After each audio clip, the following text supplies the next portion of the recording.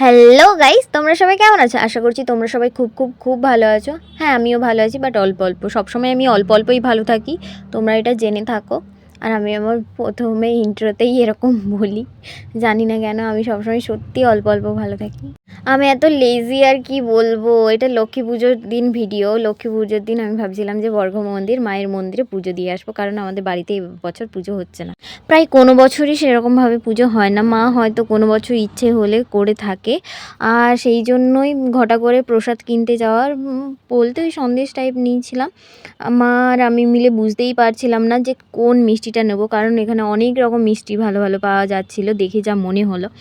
তোমরা কে কোন মিষ্টি খেতে পছন্দ করো সেটা প্লিজ আমাকে কমেন্টে জানাও, কারণ আমিও জানতে চাই। আর আমি একদমই মিষ্টি লাভার না, আমার কিছু কিছু মিষ্টি জাস্ট ভালো লাগলে খাই, না হলে খাই না।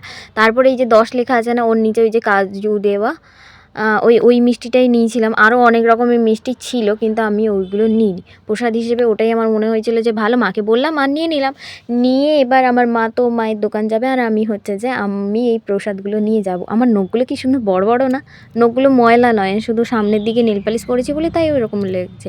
তারপরে বাড়ি এসে রেডি হয়ে তোমাদের সাথে ভিডিওটা শেয়ার করছি। জানিও যে কেমন লেগেছে, কারণ আমি একদম অতটাও সাজতে গুজতে পারি না। আর এই যে প্রসাদটা নিয়ে নিয়েছি, আর মায়ের মন্দিরের সামনে থেকে ধূপ আর সিঁদুরটা কিনে নেবো, তাহলেই হয়ে যাবে। যে চলো যাওয়া যাক। মায়ের মন্দিরে এসে গেছি। আর হ্যাঁ, আমি ওই ধূপ আর সিঁদুরটা কিনে নিয়েছিলাম, সেটা আমি ভিডিও করিনি। আর সত্যি বলতে মায়ের মন্দির আসতে আমার খুবই ভালো লাগে। এখানে একটা শান্তি আলাদা রকমই পাওয়া যায়।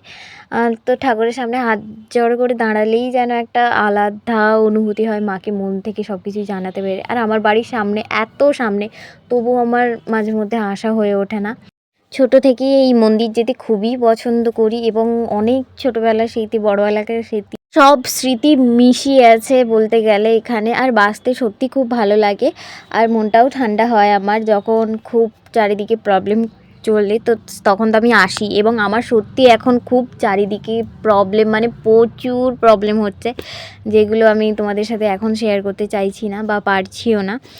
আর তারপর পুজো দেওয়া হয়ে গেল, অঞ্জলিও দিয়ে দিয়েছি। ফার্স্টে গিয়ে দেখলাম যে অঞ্জলিটা হয়ে গেছে। তারপরে আর আমি এখানে জাস্ট আমার ইন্ট্রোটা নিচ্ছিলাম, যে আমাকে আজকে দেখতে কেমন লাগছে, একটু ঢং করছিলাম, ঢং। সত্যি আমাকে কেমন লাগছে তোমরা একটু প্লিজ কমেন্ট করে জানাও। আর এই পেন্ডেন্টটা হচ্ছে নতুন নিয়েছি, যেটা দশমীর দিন এসছে। যারা আমার ভিডিও দেখেছে তো তারা তো জানবেই। তো এই সেটগুলো এসেছিলো, তো সেটার মধ্যে একটা পরে এসছি। আর এটা হচ্ছে মন্দিরের ভেতরের দিকটা, যেটা আমার খুবই ভালো লাগে। ওখানে কিছু সময় দাঁড়াই, কিন্তু হচ্ছে আজকে আমি একা আছি। একা আছি বলতে ভাইও আসেনি, তারও ইচ্ছে হয়নি তাই আসেনি। আর ওই জন্য আমি একা আছি বলে তাড়াতাড়ি চলে যাচ্ছি। জাস্ট অঞ্জলি দিলাম, পুজো দিলাম, বেশিক্ষণ থাকা হলো না। আগে যখন আসতাম তখন তো অনেকেই আসতো আমার সাথে, তো অনেক সময় ধরে থাকতাম আমরা খুব। তখন যেন হঠাৎ করে সময় চলে যেত, আর এখন যেন সময় যাচ্ছে না। আমি নিজেই তাড়াতাড়ি বেরিয়ে চলে এসেছি। আজকে আমি এটা লক্ষ্য করলাম যে মন্দিরের বাইরে ভিতরে সিসিটিভি আছে, সেটার মনে হয় বাইরে এই ফুটেজটা দেখা যাচ্ছে। তোমরা কি কেউ লক্ষ্য করেছো? থাকলে কমেন্টে জানাও।